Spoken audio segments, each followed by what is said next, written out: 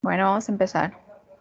Vamos a terminar de ver la estructura microscópica, que nos quedamos la clase del lunes, y luego vamos con lo demás.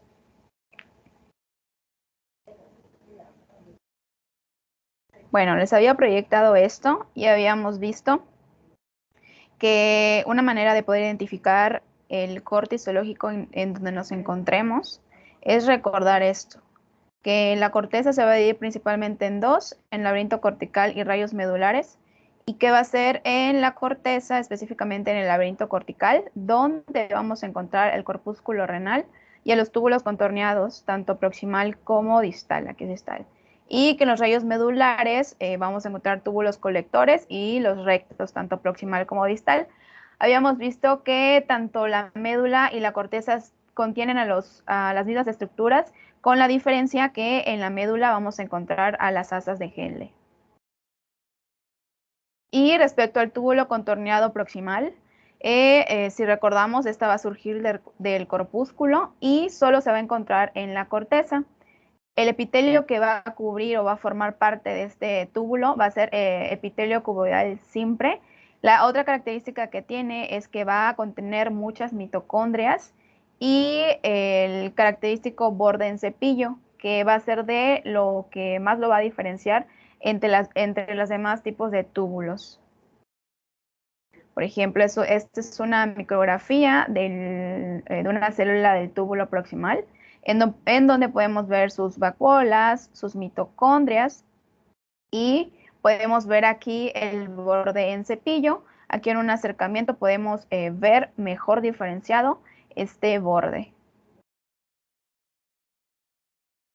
Y la característica que le va a dar ese borde en cepillo es que la luz de la célula va a estar poco definida. Si se dan cuenta, pues puede tener hasta incluso forma de estrella, dado a que el borde del cepillo le va a dar esta característica. También en un corte histológico teñido con esta sustancia que es hematoxilina y eosina, los núcleos van a ser pocos visibles.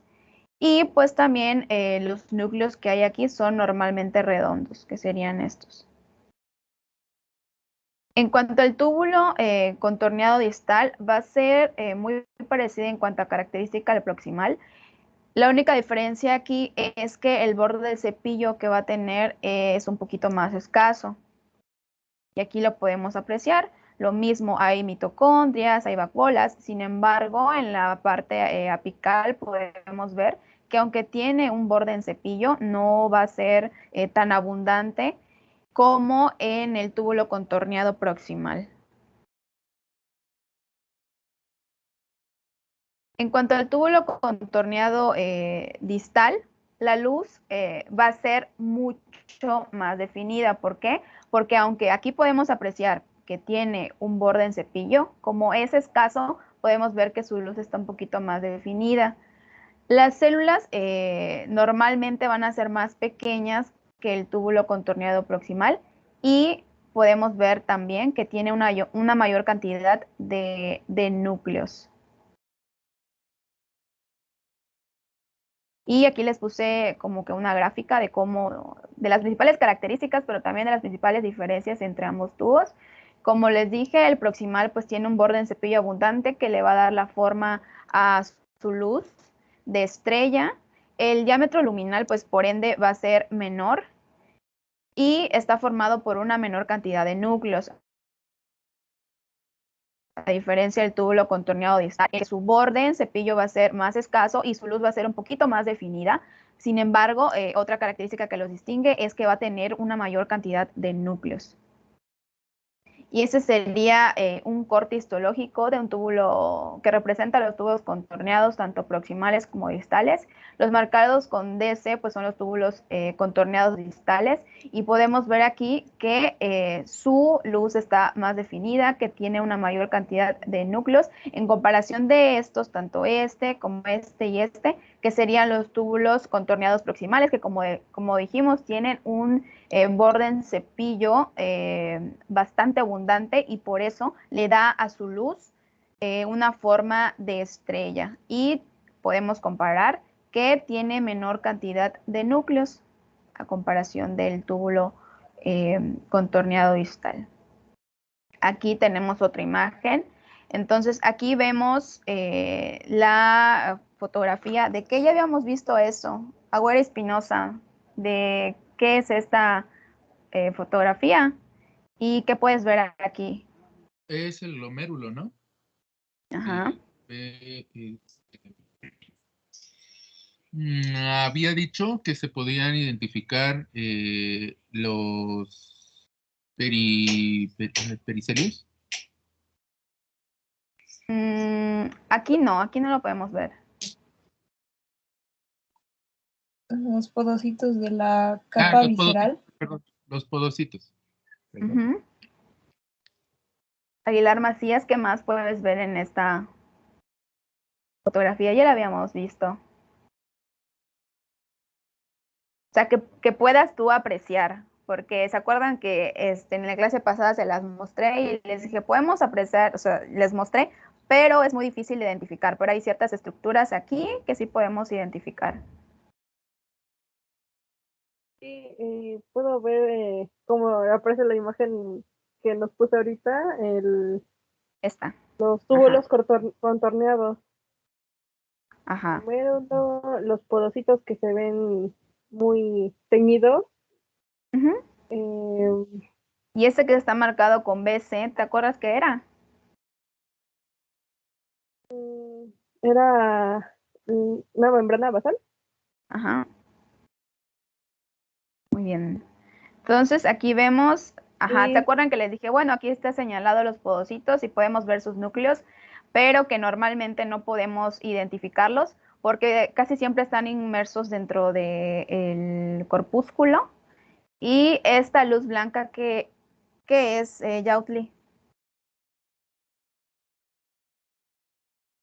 Creo recordar que ayer habían dicho que era un conducto, pero la verdad es que no me acuerdo qué era, doctora. Es un corpúsculo, ¿no? Pero esta luz blanca, ajá, es el polo urinario. De hecho, me acuerdo que acá les había puesto que acá está la mácula densa, y se los había señalado, pero realmente es difícil de identificarlo, ¿no? Pero lo que podemos identificar aquí es un corte, ¿no? Les estoy poniendo túbulos contorneados proximales y distales, pero digamos que este es un corte un poquito más lejano. Entonces podemos ver que está el corpúsculo, acá hay un túbulo contorneado proximal. ¿Y cómo sabemos que es contorneado proximal? Su luz, acuérdense. Lo más característico de los túbulos contorneados proximales es el borde en cepillo, lo que va a hacer que su luz esté poco definida. También podemos ver escasos núcleos en comparación de, a ver, este es un contorneado distal. Podemos ver una mayor cantidad de núcleos y una luz un poco más definida. Aquí, por ejemplo, hay un borde en cepillo que hace que no esté tan definido, pero aquí ya no. Entonces, esa es la principal característica. Y bueno, dijimos, el corpúsculo es característico en qué parte del riñón, que dijimos que le da el aspecto granuloso. Alondra Aguirre Vargas. Aquí, doctora. Ok. Entonces, si estamos viendo un corpúsculo, estamos viendo túbulos contorneados proximales y distales, ¿en qué parte del riñón estamos?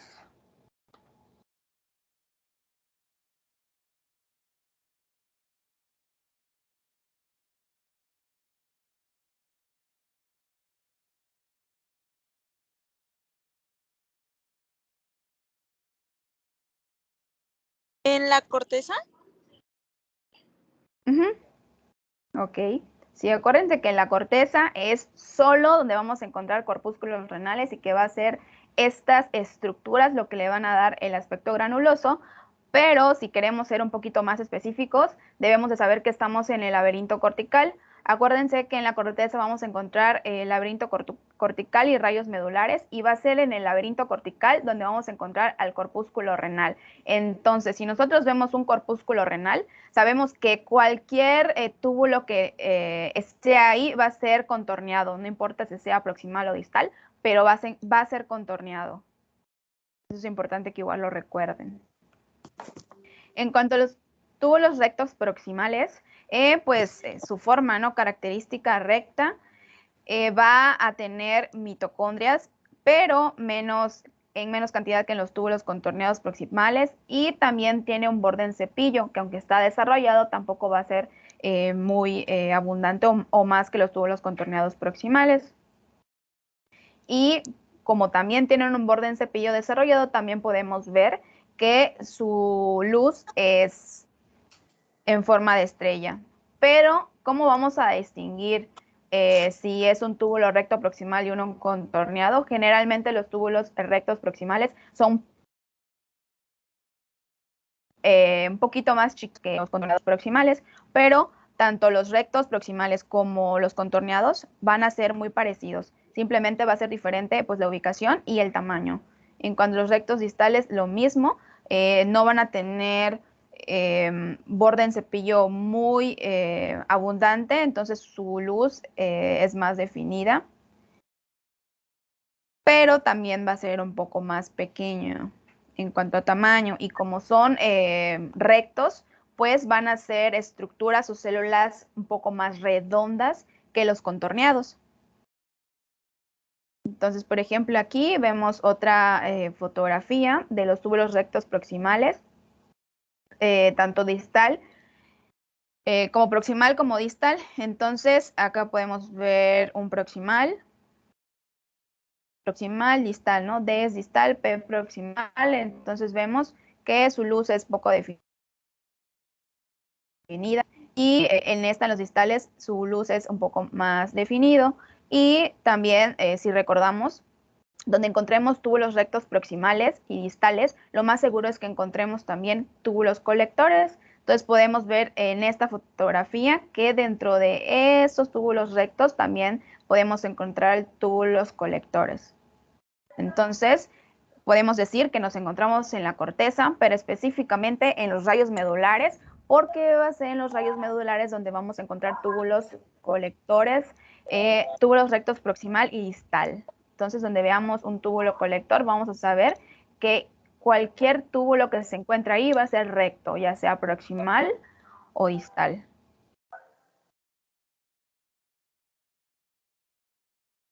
En cuanto a las ramas del asa N, características microscópicas más importantes es que su epitelio va a ser plano simple y su núcleo va a ser aplanado. Gráficamente se vería así, y pues tienen escasos núcleos. Independientemente de que sea la rama ascendente o descendente, su estructura va a ser similar y se va a ver prácticamente igual. Y pues si recordamos, pues estos van a comenzar en el túbulo recto proximal y van a terminar en el túbulo recto distal. Y en esta fotografía vamos a encontrar o vamos a visualizar dónde se encuentran las asas de Henle, que serían estas. Es que no encontré una foto como mejor, pero ahorita les voy a poner otra micrografía electrónica.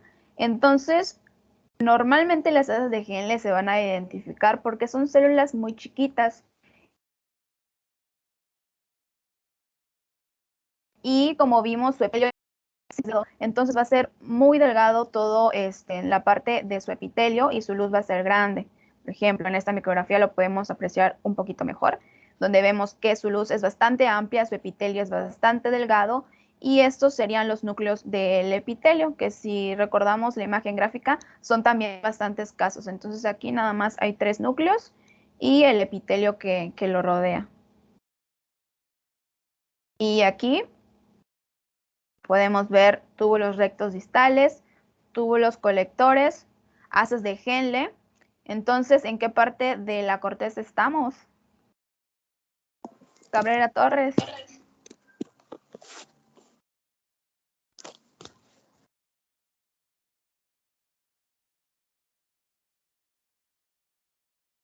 Cabrera Torres. ¿Ya me escucha? Sí.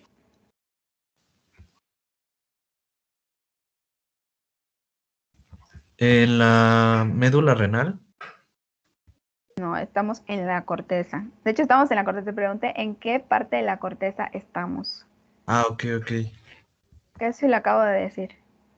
O sea, si dijimos, estamos viendo túbulos rectos y túbulos colectores, ¿en qué parte específica de la corteza estamos? Los recolectores, ¿no? No, acuérdate que la corteza la podemos dividir en laberinto cortical y rayos medulares. Entonces dijimos que en el laberinto cortical vamos a encontrar túbulos contorneados, proximal y distal. Y en los rayos medulares vamos a encontrar asas de Henle, túbulo recto distal y el túbulo colector. Entonces, ¿no es en la médula renal? Es en la médula renal. ¿No es o sí es? Y es en la médula renal. Ah, ya, ok. Ok. Entonces acá lo podemos identificar un poquito mejor. Entonces, si vemos un túbulo colector, túbulo recto proximal y túbulo recto distal, pues sabemos que estamos en la médula. Pero ahora, si recuerdan, la única diferencia entre una y otra es que vamos a encontrar aquí a las ramas de las IgL. En cuanto al túbulo colector, su característica principal microscópica es que van a tener un gran diámetro. Este diámetro lo que le va a conferir, o más bien va a servir, porque pues aquí va a pasar una gran cantidad de orina, va a estar formado por dos tipos de epitelio, tanto plano cuboidal como cuboidal cilíndrico. En la corteza, si se acuerdan, hay dos, o sea, si nosotros vemos a las nefronas, dijimos que hay dos tipos de nefronas, ¿no? Dijimos, de Luna Vega, ¿qué tipos de nefronas hay? Yuxtaglomerular. ¿Y?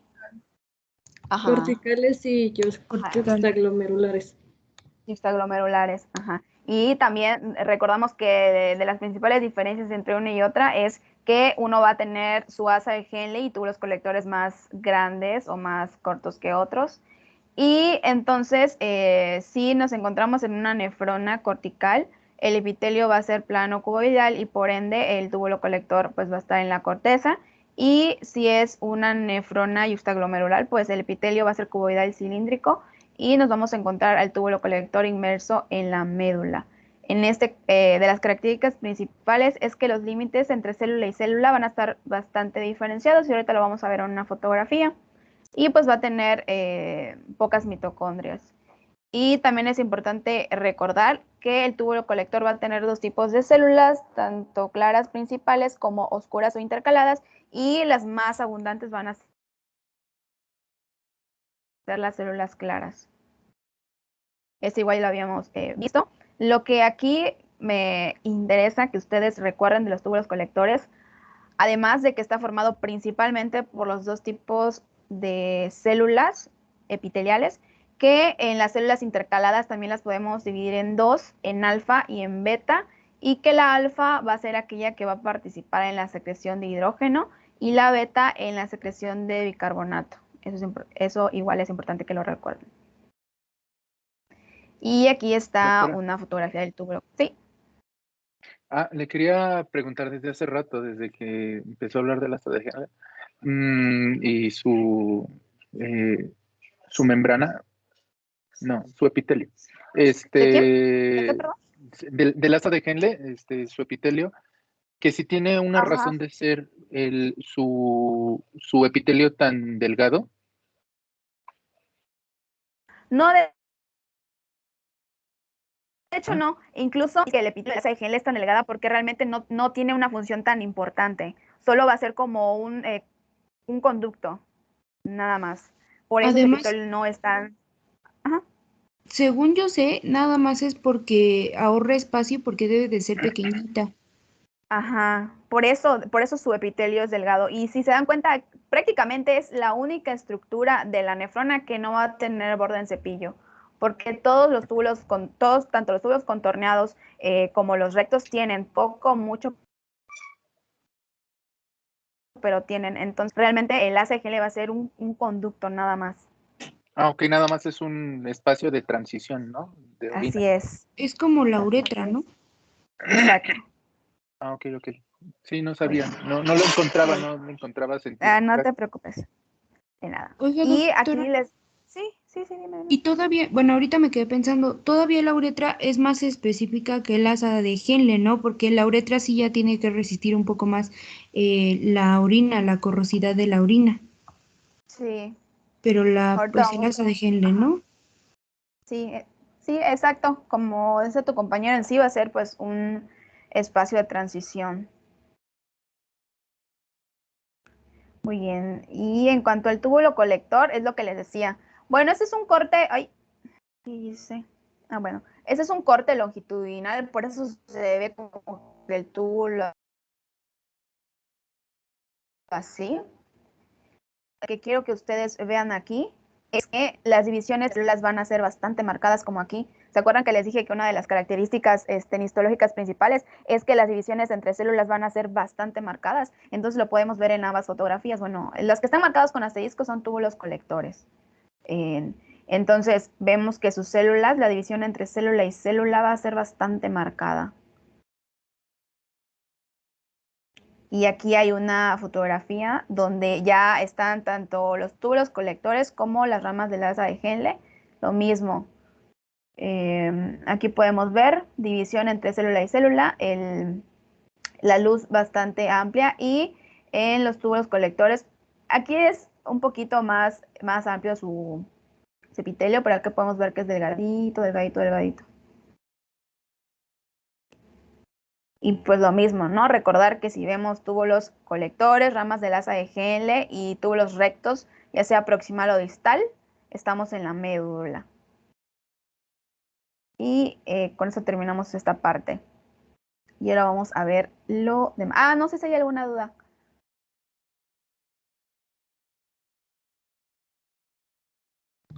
Esa presentación Respecto a eso. todavía no la sube, ¿verdad, doctora? No, todavía no la subo. Ok, gracias. Segui me mandó mensaje y ahí la subo, pero dije no, cuando la veamos toda la subo. Bueno, vamos a ver lo demás. Realmente así como que un repaso es imposible en una hora, pero les voy a decir qué es lo que, en qué van a poner más énfasis al momento de estudiar, o sea, qué es lo que necesito que ustedes, independientemente del examen, que ustedes sepan, ¿no? Entonces, Sí, vamos. Ay.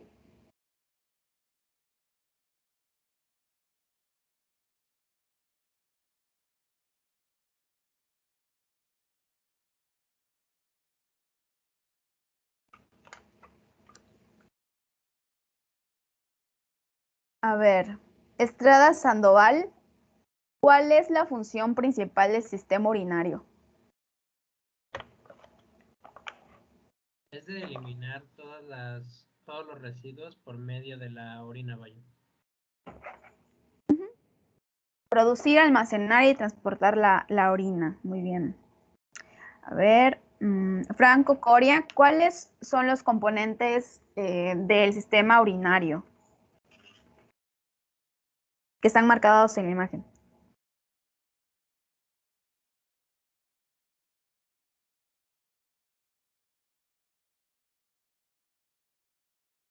Franco Coria.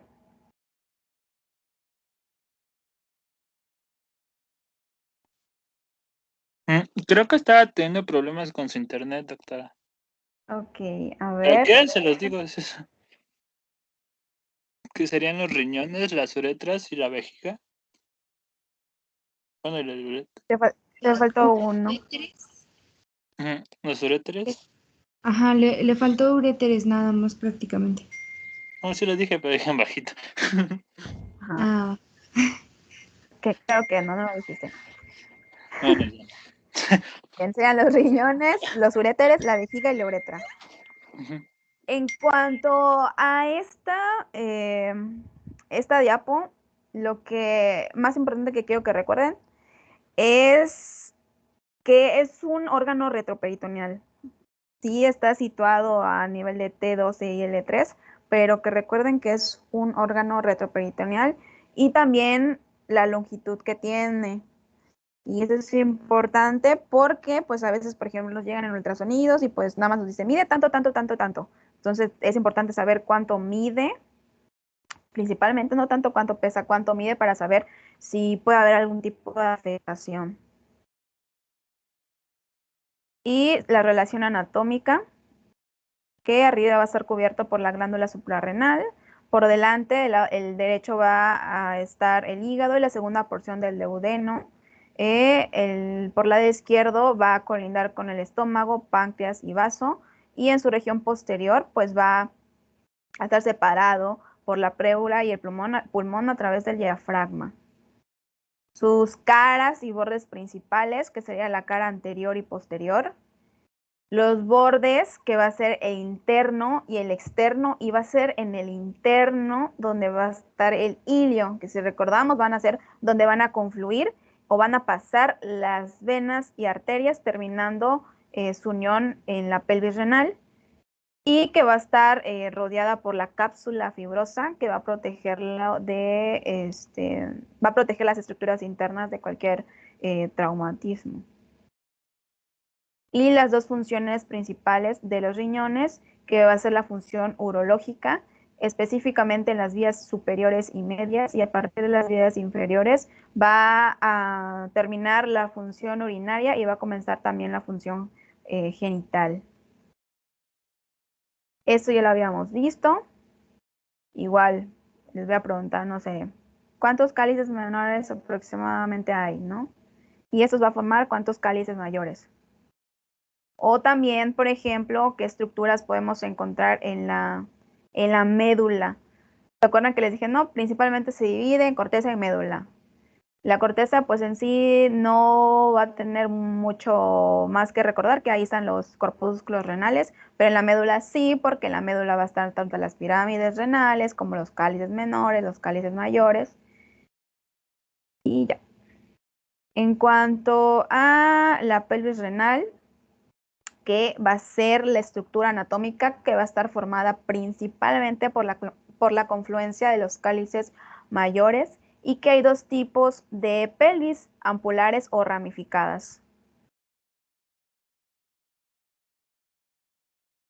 En cuanto al uréter, que va a medir aproximadamente 30 centímetros de largo y va a ser la estructura que va a conducir la orina desde la pelvis hasta la vejiga, y que también va a ser una de las estructuras más importantes donde puede haber la formación de cálculos. En cuanto a esto, pues que recuerden que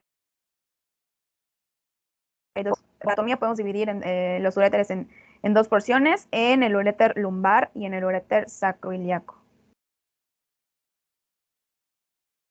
En cuanto a irrigación, no les voy a poner tanta irrigación porque es un poquito más complicado, pero sí que se aprendan, por ejemplo, las arterias principales, que en este caso serían las arterias renales, tanto arterias como venas renales, y qué estructuras irrigan las arterias y venas renales, nada más, porque dependiendo igual de la parte del uréter, por ejemplo, en este caso donde nos encontremos, va a ser diferente la arteria que la irriga,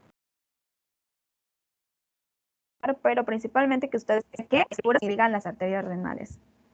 En cuanto a la vejiga, pues ya hemos visto que es una cámara donde se va a acumular la orina que llega de los uréteres y que va a alojarse ahí o va a permanecer hasta que haya la micción. Y aquí igual es importante recordar que cuando está vacía, esta no va a rebasar la excavación pélvica, pero cuando está llena va a ir más allá del pubis y va a ponerse en contacto con la pared abdominal. Y los dos principales componentes de la vejiga, que sería el cuerpo y el cuello. ¿Y qué función? El cuello va a ser aquella extensión donde va a conectarse hacia el triángulo urogenital, y también que la vejiga va a tener aproximadamente una capacidad de 400 a 500 mililitros en el adulto. Y también la función del músculo detrusor, que pues bueno, va a ser el músculo que le va a dar la contracción a la vejiga, va a permitir su vaciamiento. En cuanto al trígono, pues recordar que está ubicado en la parte posterior de la vejiga y que va a tener o va a formar arrugas y que va a ser específicamente el cuello de la uretra que va a ser compuesta por el músculo detrusor. En cuanto a la uretra, pues ya sabemos, ¿no? Que hay masculino y femenino. Y recordar que una de las principales características, que ya lo dije igual un montón de veces, aparte del tamaño que en la mujer, pues que esta va a tener dos funciones, tanto urinaria como participar en el proceso con la vía espermática, y recordar principalmente sus porciones. En este caso habíamos visto que podemos dividirlo en 3 o 4, dependiendo de la biografía, pero en este caso vamos a manejarlo como 4 porciones principales, que sería la uretra intramural o preprostática, la prostática, la intermedia o membranosa y la uretra esponjosa.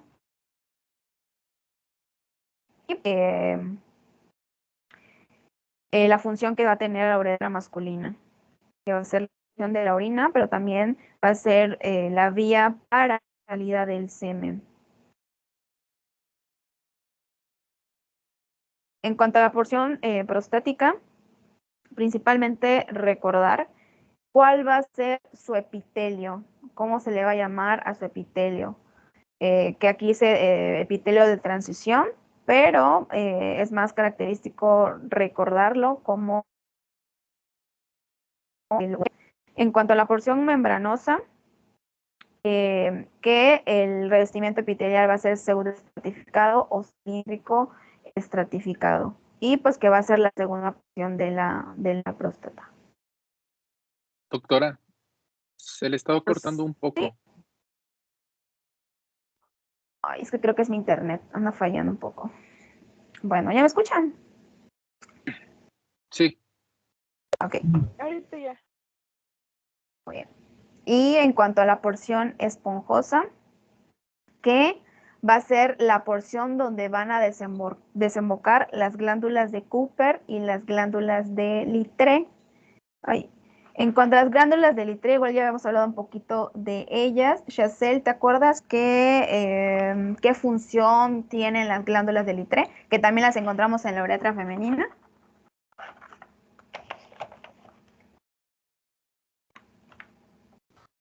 Doctora, ¿lo podría repetir? Es que se le corta mucho.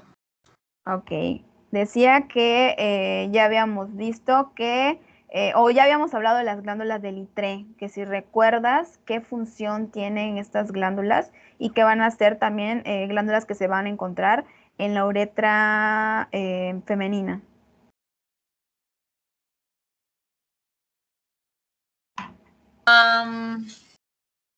Según yo, neutralizan el medio ácido de la uretra.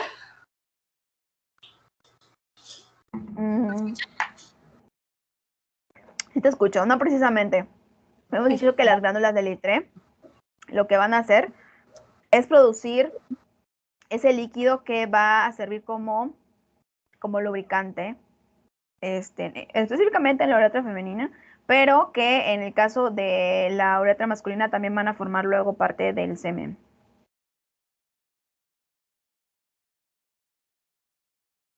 Y el urotelio, que ya habíamos visto también. Doctora. Sí. Las glándulas de Littré y las de Skene tienen la misma función, ¿no? Bueno, lo de lubricar. Sí, van a tener una función parecida, pero van a estar ubicadas en diferente lugar. De hecho, solo cuando vimos estructura microscópica hablamos un poco de las glándulas de Littré, porque realmente, aunque esa es su función, no van a ser como más importante que las de Skene. Pero la diferencia principal también es que las glándulas de Littré van a estar en ambas uretras. En cambio, las de Skene no, solo están en la parte de la vulva. Ah, ok, doctora, gracias. Sí, de nada. En cuanto a la uretra femenina, que igual no, ya dijimos las glándulas de Littré. Y Recordar aquí que la lámina propia va a estar formada por tejido conectivo laxo, entonces va a ser muy similar al cuerpo esponjoso masculino. Y que va a ser, y que aquí va a faltar también la adventicia. Así lo habíamos visto, una fotografía de la uretra femenina. En cuanto a los genitales externos, recordar que la forman, ¿no? La vulva sí, pero ¿qué estructuras? El monte de Venus, los labios mayores, menores, el clítoris y las glándulas vestibulares.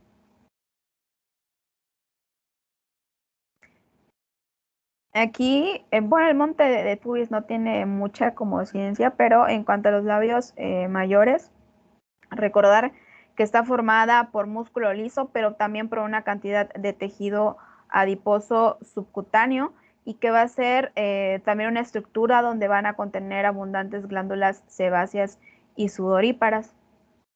En cuanto a los labios menores, que va a ser pues la estructura que va a contener un gran pigmento de melanina y que también va a contener muchos vasos sanguíneos y fibras elásticas delgadas.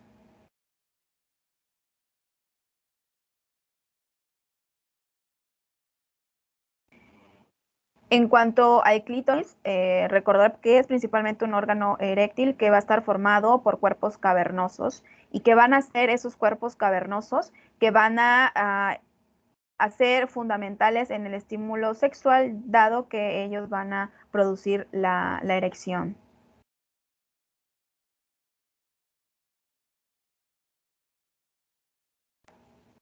En cuanto al vestíbulo, que va a estar formado principalmente por epitelio plano estratificado.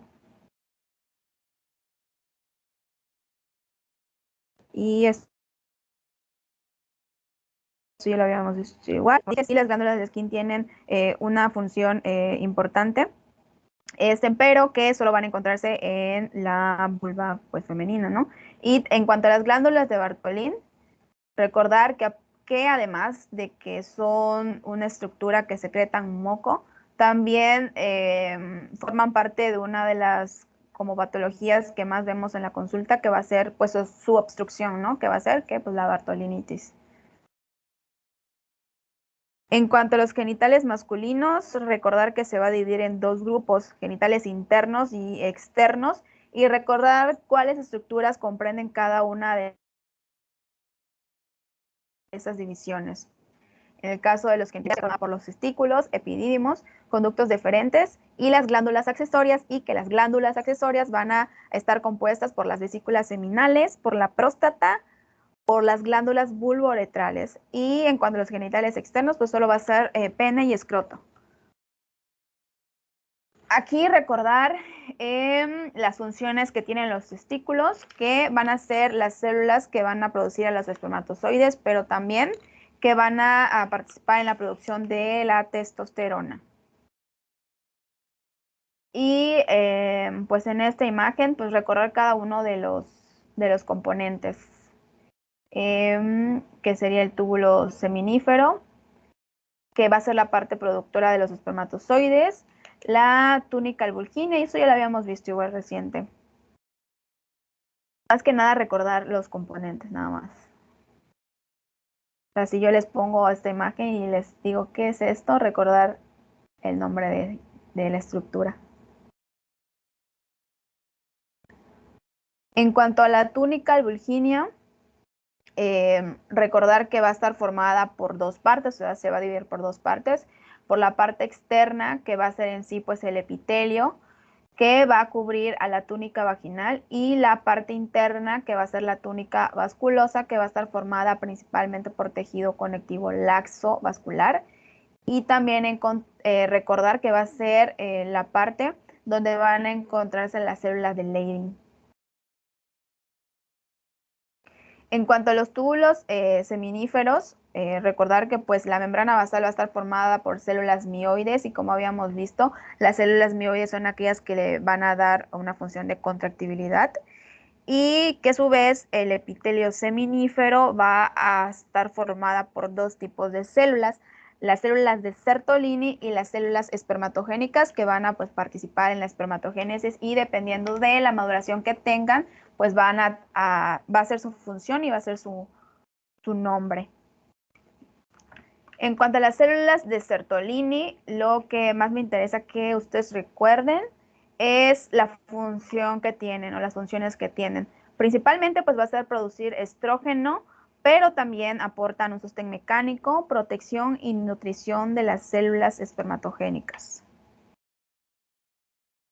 En cuanto a las células espermatógenas, recordar estas dos principales, que son los espermatogonios y las espermátidas.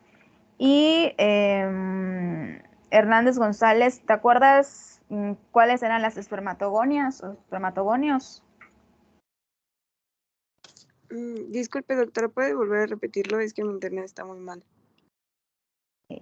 Que los espermatogonios, ¿qué me puedes decir de ellas? Sí, son parte de las células espermatógenas, pero son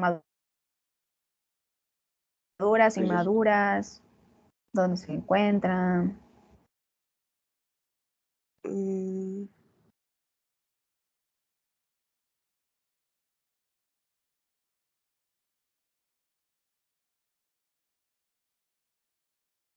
¿Se la puedo decir yo? Sí, sí. A ver, ¿tú quién eres? Los espermatogonios, me parece que son los que están inmaduros, ¿no? Y los otros, los espermátidas, son los maduros. Así es, los espermatogonios van a ser las células más inmaduras y van a encontrarse descansando sobre la membrana basal y las espermátidas pues van a ser las formas maduras y van a encontrarse en la región apical de las células de Sertolini. En cuanto a las células de Leydig, también llamadas células intersticiales, lo que más me interesa que ustedes recuerden es su función, que van a encargarse de la secreción y diferenciación de la testosterona durante las primeras etapas de la vida fetal. Entonces, pues van a tener una función muy importante en la diferenciación embriológica. Eso es lo que más me interesa que ustedes recuerden de las células de Leydig. Y que también son llamadas células intersticiales, no es decir que no se acuerden que también son células intersticiales. En cuanto al epidídimo, lo que más me interesa que ustedes recuerden son sus tres componentes o sus tres, componentes, o sea que está formada por una cabeza, por un cuerpo y por una cola. ¿Y qué función va a tener cada una de ellas? En el caso de la cabeza, pues va a tener una función absortiva, que en el cuerpo del epidídimo va a ser donde van a sentarse la forma madura de los espermatozoides hasta que pasen a través de la cola, ¿no? A ver, en la cola va a ser el sitio donde se van a almacenar, ¿no?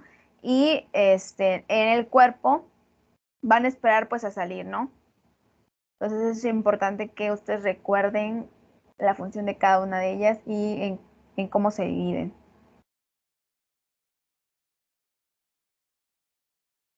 En cuanto al conducto deferente, que recuerden que es el segmento más largo de la vía espermática y la continuación del epidídimo. Y sí, está formada por tres tipos de túnicas, pero va a ser la túnica muscular la que le va a conferir a esta estructura la consistencia firme. Entonces, esta, digamos que es la que más me interesa que ustedes recuerden.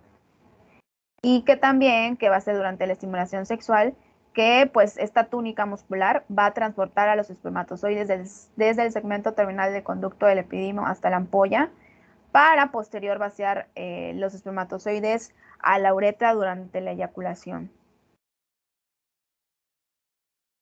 En cuanto a las glándulas accesorias, que recuerden cuáles son, ¿no? Las vesículas seminales, la próstata y las glándulas vulvoretrales. Y la función de las vesículas seminales, que va a ser pues secretar un líquido que va a servir como nutrición a los espermatozoides, y nutrición y energía. En cuanto a la próstata, además de que es la mayor glándula accesoria, que ustedes recuerden que va a estar formada 2/3 va a ser glándula y 1/3 va a ser fibromuscular. Eso sí es importante que lo recuerden. Y que va a estar compuesta por glándulas dispuestas en 3 capas, que va a ser la capa mucosa interna, la submucosa intermedia y una capa periférica que va a contener a las glándulas prostáticas principales. Y también las zonas que tienen. Más que nada que ustedes recuerden, por ejemplo, en la zona central, que va a ser aquella que va a contener el 25% del tejido glandular y que va a ser resistente tanto a los carcinomas como a la inflamación. A diferencia de la zona periférica, que además de constituir el 70% del tejido glandular, va a ser en esta zona donde va a darse principalmente la formación de carcinomas y por ende pues es más susceptible a la inflamación. En el caso de la zona transicional, que va a ser la zona donde en etapas mayores o en personas mayores va a darse la proliferación de masas y va a ser común en esta zona la formación de la hiperplasia prostática benigna. En cuanto a las glándulas vulvaretrales, también su función, que va a ser producir un líquido claro y viscoso, que durante la eyaculación va a vaciarse hacia la uretra posterior. Y que también va a ser su epitelio, el único que va a estar bajo el control de la testosterona. En cuanto al pene, pues no tiene, en cuanto a qué es, no tiene como que mucho que pensarle, pues ya sabemos que va a ser el órgano copulador y que además de proporcionar una salida para la orina, pues también va a tener una función muy importante en la secreción del semen. En cuanto al pene, que ustedes recuerden sus envolturas, tanto el dartos como la fascia profunda y la túnica alburgínea, que recuerden esta tablita. Y esas dos estructuras que son bastante importantes, tanto el cuerpo cavernoso como el cuerpo esponjoso, que pues vimos que el cuerpo cavernoso va a sí estar formado por tejido eréctil, pero que va a ser este cuerpo donde va a contenerse el 90% de la sangre durante la erección, y el cuerpo esponjoso principalmente lo que va a hacer, o la función principal que va a hacer, es de que va a cuidar a la uretra, que durante la inyección, pues la erección no se comprima. Esta va a ser la función principal, porque si se dan cuenta, va a contener una mínima cantidad de sangre durante la erección. Y pues recordar cómo se ve en una imagen histológica en un cuerpo, o más bien los cuerpos cavernosos y esponjosos. No, si yo le llego a poner esa imagen, pues o sea, de qué corte, de qué es, pues del pene, ¿no? No específicamente recordar qué corte transversal o sagital, sino qué es, pues es el pene, sí, están los cuerpos cavernosos y esponjosos. Y esa imagen también se los había puesto, donde está un poco mejor diferenciado el corte, donde podemos apreciar los cuerpos cavernosos que van a estar divididos por un septum, que si vemos la uretra, pues ya vamos a saber que estamos viendo o va a estar envuelta por el cuerpo esponjoso. ¿Se acuerdan que pues acabamos de decir que el cuerpo esponjoso va a proteger a la uretra de aplastamiento? Y pues la túnica alburgínea pues va a ser la capa como protectora de toda esa estructura. Y eso también ya lo habíamos visto. Los dos principales componentes del riñón, corteza y médula. Y recordar en este caso pues el área cribosa que hemos visto, que va a encontrarse en la punta de la papila, que va a estar formada por 250 orificios pequeños y es donde va a salir la orina. Y Leiva Ávila, ¿te acuerdas cómo se llaman esos orificios pequeños que van a formar el área cribosa?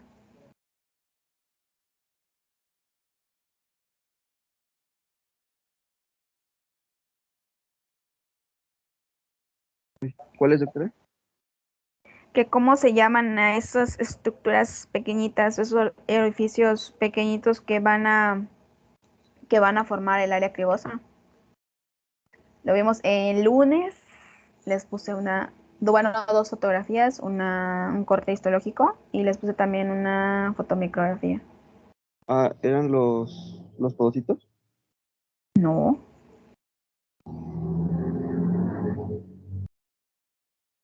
Son los conductos de Bellini. Ándale, los conductos de Bellini. Bien. Y pues igual recordar que los túbulos urinarios son la unidad funcional del riñón y que va a estar formada principalmente por la nefrona y el túbulo colector. Y la función de cada una de ellas. De la nefrona pues va a encargarse de la producción de la orina y el conducto colector pues va a concentrar de forma definitiva la orina y que pues y que ya pues no consideramos como tal a la nefrona como solo la unidad funcional porque vienen de diferentes formaciones embriológicas. Y lo que hemos visto, los principales componentes de la nefrona, el corpúsculo renal que va a contener al glomérulo, la cápsula de Bowman y que la cápsula de Bowman va a estar compuesta por dos principales capas. Y en cuanto a los sistemas de túbulos renales, las dos principales divisiones, que va a ser los túbulos tanto proximal como distal, y a su vez esos túbulos van a dividirse tanto en contorneados como en rectos. Esto igual ya lo habíamos visto, los dos tipos de nefronas y la principal diferencia entre cada una de ellas. Mismo ya habíamos visto que la cortical pues va a encontrarse solo en la corteza o más bien su parte externa ahí, que va a estar formada tanto y solo va a ocupar una porción mínima de la médula y las yuxtaglomerulares van a encontrarse en la parte profunda de la corteza, van a tener haces de Henle y segmentos más largos y van a extenderse hasta un plano profundo de la pirámide y que va a ser esta división de nefrona que a su vez va a dividir a la médula en dos partes, en una externa y en una interna. Y el corpúsculo renal igual ya lo habíamos visto, que va a encontrarse en la corteza, va a representar la primera porción ensanchada del nefrón. En este caso, ¿qué es importante que recuerden? Hacia qué parte de la nefrona va a vaciarse la orina después de pasar por el polo urinario, que sería pues a través del túbulo contorneado proximal. También recordar cuáles son los dos tipos de capas principales de la cápsula de Bowman, que ya vimos que es la parietal y la visceral. Y dijimos que en la visceral van a encontrarse estructuras muy importantes, que ¿cuáles van a ser, López Reyes?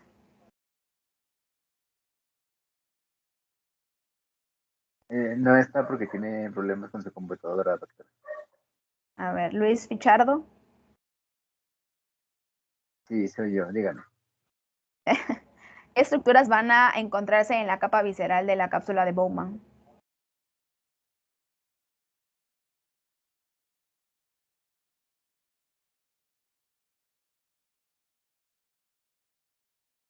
Nada. ¿Se la puedo decir? Sí. Y encontramos. A ver. Encontramos células especiales que rodean los capilares glomerulares. Pero ¿cómo se llaman? Son los podocitos.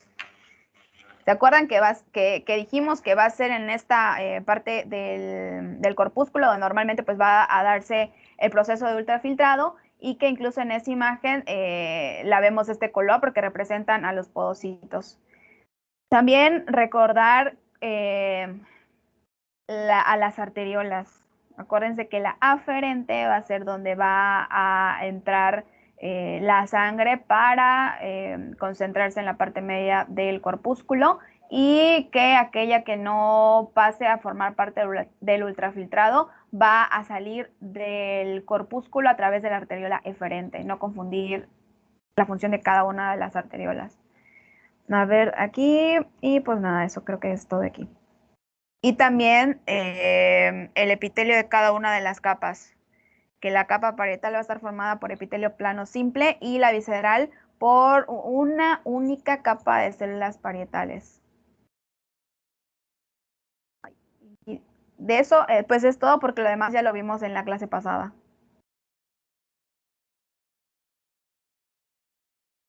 Doctora, ¿Sí? en la cápsula de Bowman no dijeron los pedicelos, ¿o sí? Porque Sí, según yo, una cosa son los podocitos y otra cosa son los pedicelos. Es que los dijeron pedicelos podocitos, ¿no? No dijeron podocitos. Ajá. Sí, dijeron podocitos. dijeron podocitos. Ajá, sí dijeron Sí, podocitos. dijeron podocitos. Mi duda es que si los pedicelos es lo mismo que los podocitos, porque yo ahorita leí vamos que a ver no. eso. Ahorita vamos a ver. Bueno, guarda esa parte. Si no, ahorita lo vemos y aclaramos tu duda. ¿Alguien recuerda si los pedicelos y podocitos son lo mismo o qué relación tienen? Pues es que el podocito es como el grande y luego el primario y el secundario que es el pedicelo. Ajá, así es. O sea, realmente a ver, ahorita les voy a poner la imagen. El podocito, que diga el pedicelo, es como que una rama del podocito, por decirlo así. Ahorita les voy a poner la imagen. Y aquí está.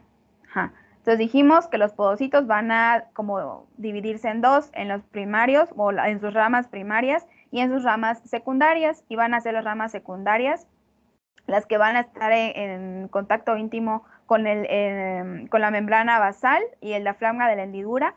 Y pues a ellas se les va a llamar pedicelos, pero pues en sí es parte de los podocitos. No son dos estructuras diferentes, es parte de los podocitos, solo es como que una subdivisión.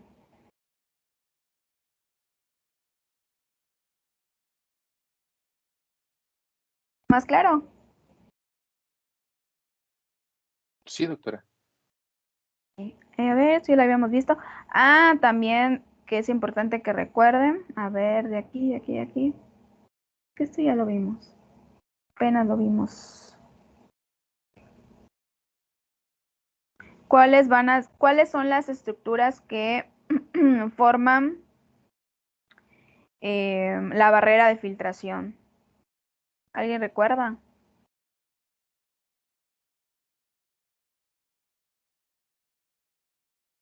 ¿Cuáles son las que, perdón, no escuché bien? ¿Cuáles son las estructuras que van a formar parte o más bien van a formar a la barrera de filtración?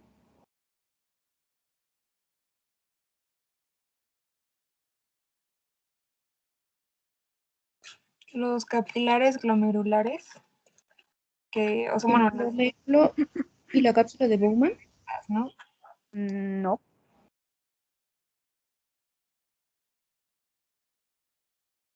¿Alguien recuerda? La barrera de filtración está formada por el endotelio capilar, la lámina basal y ranuras de filtración. Sí, así es. Eso es igual importante que lo recuerden. A ver, eso ya no se los pasé porque apenas lo vimos, pero vamos a pasarlo rápido porque son las dos. Ajá. Esto. Principalmente, no me importa como mucho que sepan qué cargas llevan. O bueno, sí, no, eso no tanto, qué cargas llevan y no. Sino, sí me importa que ustedes sepan qué estructuras van a formar la barrera de filtración, que ya lo dijeron, el endoteo capilar, la lámina basal y las ranuras de filtración, pero con que igual ustedes recuerden qué características van a ser importantes en cuanto a la filtración, que en este caso sería el tamaño, la carga y la forma, nada más. Y aquí, pues bueno, eso ya lo vimos. Es de lo más reciente que vimos, por eso ya no se los pasé. Eso ya lo vimos. Yo creo que eso sería lo que necesito que le pongan más énfasis para su examen. ¿Vale?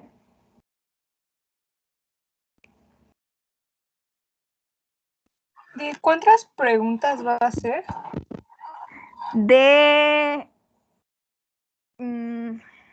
No van a ser tantas. Van a ser como 40, yo creo. Entre 30 y 40. Son 2 horas, ¿verdad, doctora? ¿Y solo va a ser de teoría? Sí, va a ser teoría. O sea, les voy a poner imágenes también. ¿Qué día es? El lunes. El lunes.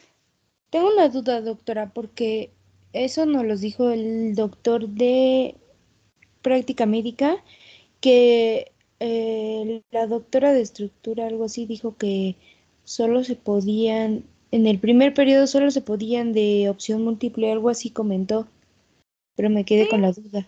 No, sí, tienen que ser de opción múltiple. Ah, ok. Sí, o sea, por ejemplo, si les pongo una imagen, obviamente les voy a decir, lo que está señalado aquí es A, y ya obviamente pues va a ser más fácil, pero tiene que ser de opción múltiple. Sí, yo sé que igual eso me dijeron. Mientras se vean bien las imágenes, no hay problema, porque en primer semestre nos tocó una doctora que ponía sus imágenes, pero no se veía bien qué era. Ah, no, sí. Yo al menos las que les he puesto, sí trato de que se vean. Pero, ajá, o sea, sí es de opción múltiple, así que no va a estar, no debe estar difícil, porque ya con que sea de opción múltiple ya es súper ganancia. Además, creo que explica bien, doctora. Bueno, chiquillos, entonces, a ver, vamos a pasar. Tienen clases, ¿no? A ver, les paso rápido la lista. Bueno, ya vi que alguien sí tiene clase. Nada más les voy a pasar a los que faltaron porque ya conforme iban preguntando, ya los escuchaba, pues ya les puse asistencia. A ver, me quedé en Martel Gutiérrez.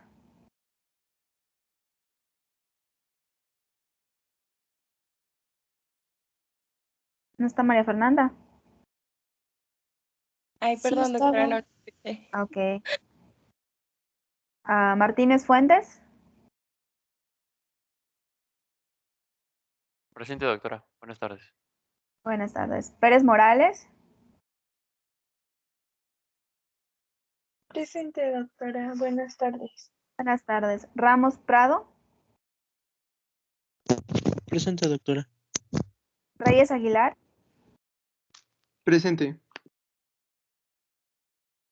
Rosales Tenorio. Presente, doctora. Salazar Martínez.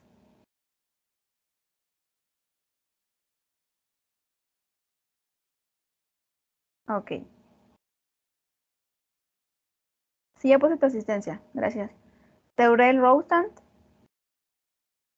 Presente. Torres de Paz. Presente. Zaragoza Domínguez. Presente. Ok, nada más ellos hacían falta. Ya los demás ya les puse asistencia porque les pregunté. ¿Sale? Entonces, pues estudien Doctora, mucho. Ajá. es que yo no me conecté como muy temprano y yo no escuché mi nombre ni en el inicio ni ahorita. No sé si me puso Ok. Sí, te dije tu nombre, pero sí no estabas. Ok, ya. Gracias, doctora. De nada. Bueno, entonces les veo el lunes para el examen. Y les subo la presentación que me hizo falta de estructura microscópica en un ratito. Doctora, ¿y qué pasa si a mí no me preguntó y ahorita tampoco mencionó mi nombre?